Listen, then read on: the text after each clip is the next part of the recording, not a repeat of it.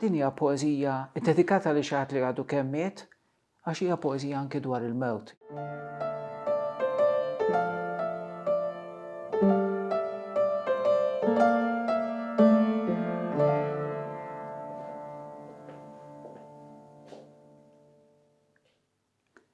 Dun Karm, Il-Vjatku.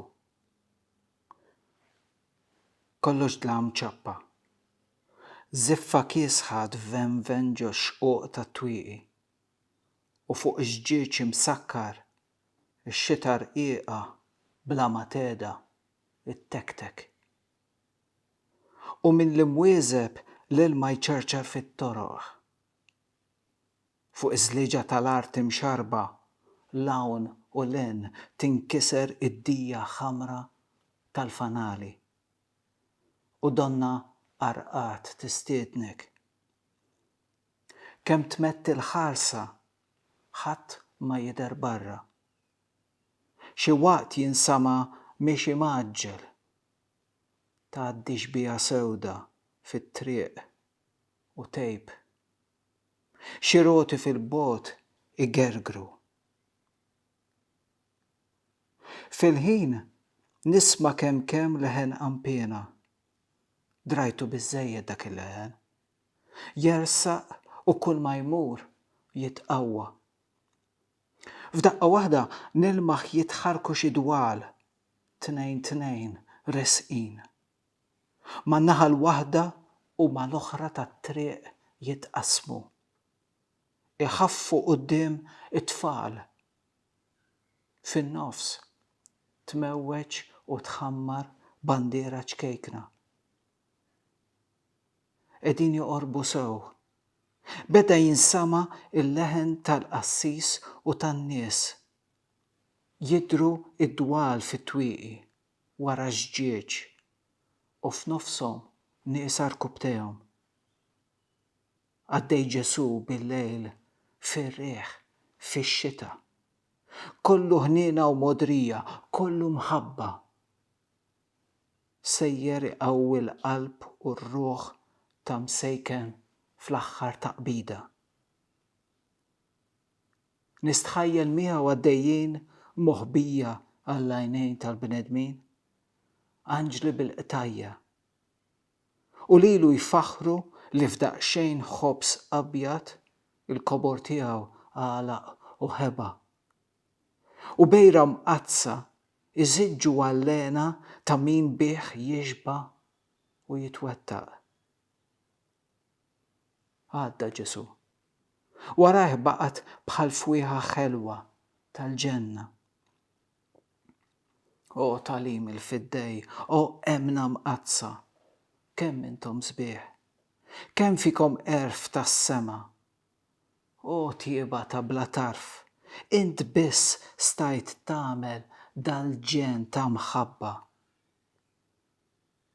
De meta il-jiem ta' din il-ħajja jkunu għalija waslu biex jintemmu. U mdejjaq taħt il-ħakma tal-mewt, kollu nistħajlu ħolma li moddi. Ikun bil-lejl, ikun binar, fix-xitwa jew fil-qilla tas-sajf. Hekk, ja mulejja, ejja żorni, bit-tfal tnejn, bil-leħen li jitlob ħniena. L-aħħar ħabib, ejja ġo sidri u qiegħed qalbek fuq qalbi. U minn kull dnub saffija. Miegħek m'għandna Ġesu, naqbad bla biża' it-triq ta' dejjem. Poeżija Il-Vjatku ta' Dun Karm hija ċelebrazzjoni tal-umanità ta' Dun Karm, tal-fraġilità li hemm f'kull bniedem fl-aħħar mill-aħħar. Hija poeżija li hu iddedika lil Napoleon Taliaferro li kien għadu kemm miet, din hija poeżija tal-1915. Kien għadu kemm miet Napoleon Taliaferro li kien bniedem tal-aritmetika, tal-matematika, tal-ġeometrija, tal-fiżika, bniedem li kellu ħafna ħiliet, kien anki bniedem tal-mużika, li kien direttur tal-edukazzjoni u rettur tal-Università. U allura din hija poeżija dedikata li xi ħadd li għadu kemm miet Għax hija poeżija anke dwar il-mewt, hija poeżija iddominata mill-ħakma tal-mewt li narawha wkoll pereżempju fl-aħħar vers ta' Wit Irda u nħossa għaddejja l-mewt minn fuq Wit Irda.